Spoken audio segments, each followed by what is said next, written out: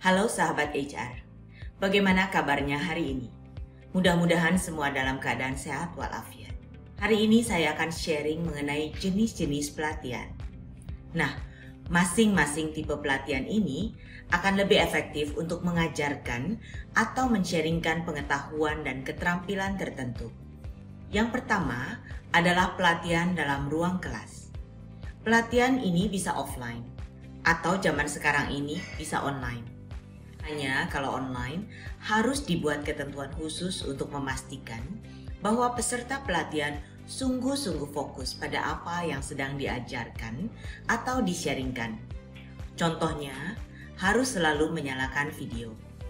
Ini juga seringkali disiasati oleh peserta pelatihan ya, misalnya dengan mengambil screenshot peserta sedang menyimak, lalu dijadikan background. Tapi, kok nggak kedip-kedip ya matanya? Atau kok nunduk terus ya? Salah satu cara menyikapinya bisa di dalam sesi dibuat beberapa breakout room.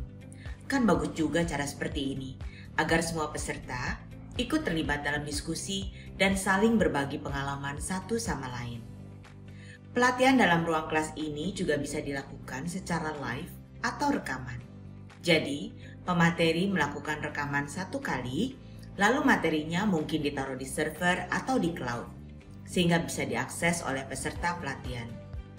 Kalau cara seperti ini, mungkin bisa dibuat semacam tes untuk masing-masing topik untuk memastikan bahannya didengarkan atau dipahami.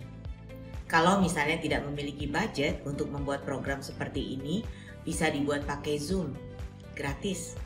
Lalu dikirimkan lewat email dan nanti tesnya dilakukan secara manual. Bisa diberi tugas proyek yang harus dikerjakan, dikirim lembar evaluasi pemahaman bahan pelatihan, atau dilakukan semacam tes pemahaman secara langsung. Jadi kayak sidang skripsi gitu. Cara ini sebenarnya bagus untuk mengetahui pemahaman seseorang, terutama mengenai keterampilan teknis, misalnya cara membuka baut. Nah, pas tes dilakukan secara langsung, dia harus menunjukkan cara membuka baut yang sesuai dengan bahan pelajaran. Yang kedua, on the job training atau disingkat OJT. Ini dari bahasa Inggris yang sebenarnya harus dibaca OJT, tapi biasanya dibaca OJT saja. Jadi, peserta pelatihan ditugaskan untuk terjun langsung di bagian yang harus dia kuasai. Dia akan belajar berdasarkan kasus langsung yang harus ditangani. Contohnya, cara memproses invoice dari supplier. Jadi, peserta ditempatkan di bagian finance dan bertanggung jawab untuk melakukan proses invoice tersebut, tentu saja dengan bimbingan dari seniornya. Durasi OJT ditentukan oleh seberapa rumit pekerjaan yang harus dikuasai. Semakin rumit, semakin lama waktunya. Semakin bervariasi masalah yang dihadapi, semakin lama juga waktunya.